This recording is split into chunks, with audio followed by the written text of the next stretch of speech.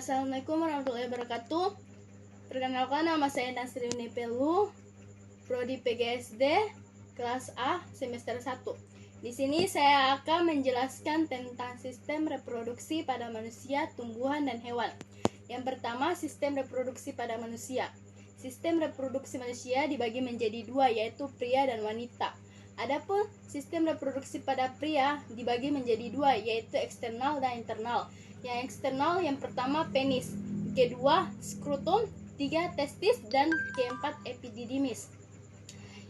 Yang kedua reproduksi pada pria internal. Yang pertama vas deferens, yang kedua vesicula seminalis, dan yang ketiga saluran ejakulasi, keempat aluran kemih, kelima kelenjar prostat, dan keenam kelenjar bulborether. Yang kedua reproduksi pada wanita. Reproduksi pada wanita, fungsi utama dari organ reproduksi wanita adalah memproduksi sel telur untuk pembuahan. Selain itu, organ-organ ini juga berfungsi sebagai tempat perkembangan janin agar fungsinya bisa berjalan dengan baik. Sistem reproduksi wanita memiliki struktur tersendiri untuk mempertemukan sperma dan sel telur.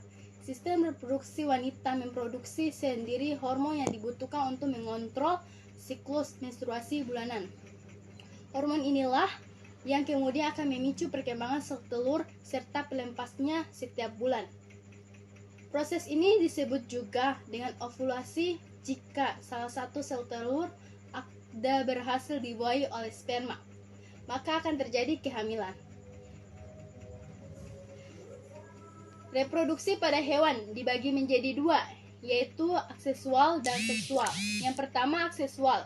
Perkembangan biakan aksesual terjadi tanpa pelemburan sel kelamin jantan dan sel kelamin betina. Perkembangan biakan aksesual umumnya terjadi pada hewan tingkat rendah atau tidak bertulang belakang dan sebagai kecil vertebrata.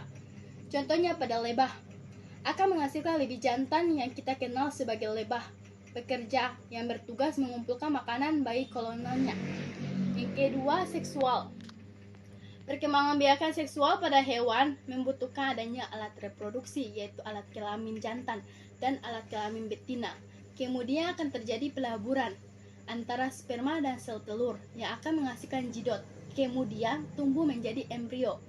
Umumnya perkembangan biakan secara seksual dilakukan oleh hewan yang bertulang belakang.